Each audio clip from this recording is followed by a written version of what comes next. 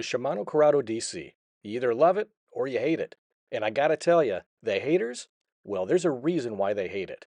And I'm gonna get into that right here on Live to Fish. But either way, you gotta love how this thing sounds when you cast it.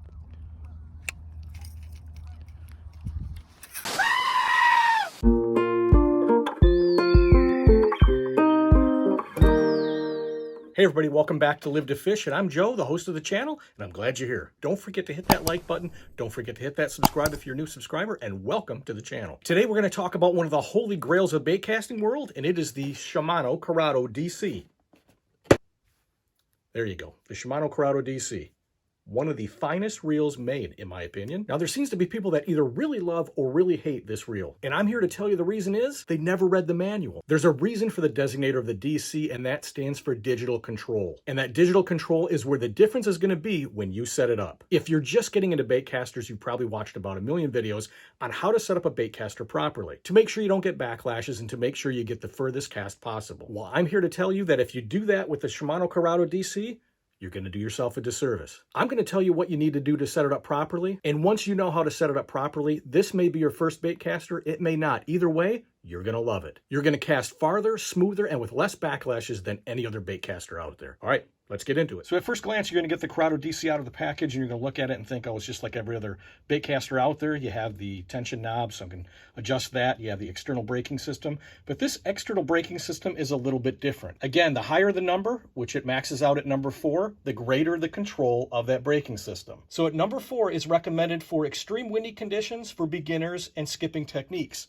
In other words, if you don't want a backlash and you're just starting out, start at number 4. Now, the next number down in succession is number 3, and this is for fluorocarbon lines. And in the instructions, it says under any conditions. That means windy, calm, either way. For fluorocarbon, you set it at 3. Now, the next setting is number 2. Number 2 is listed for braid and monofilament in any conditions. And next, you have the number 1 setting. The number 1 setting is for maximum distance in calm conditions. That means no wind, calm conditions, maximum distance of your cast. So if you're experienced with bait casters and you're into the thumb feathering technique, then this might be the setting for you once you've got some experience with it. I like to set mine between open and 1, and I'm using fluorocarbon. Okay, so let's go on to the other side of the reel and what is known as the cast control knob. This is like the tension knob in most bait casters, but in this you're going to want to loosen it all the way to the point that the spool inside does not rattle. I mean in the axis direction. So in this case, it's up and down.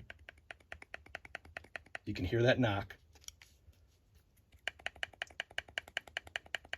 So it's loosened up way too much right now. I want to tighten it up. Still knocking. Not knocking anymore. I'm going to loosen it up a little bit. Right there, it knocks a little bit. Tighten up a little bit more. Okay, now it's set. So this is not set to the weight of the lure.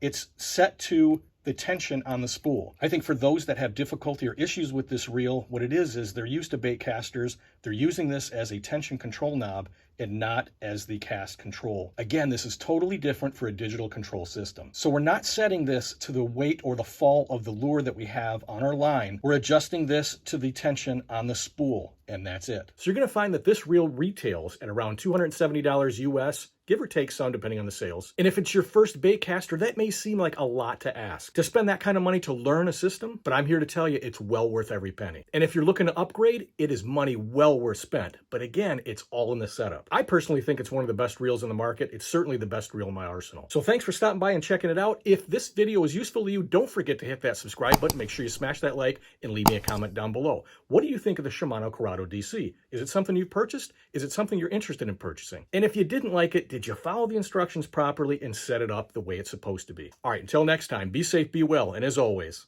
live to fish. Take care, everybody.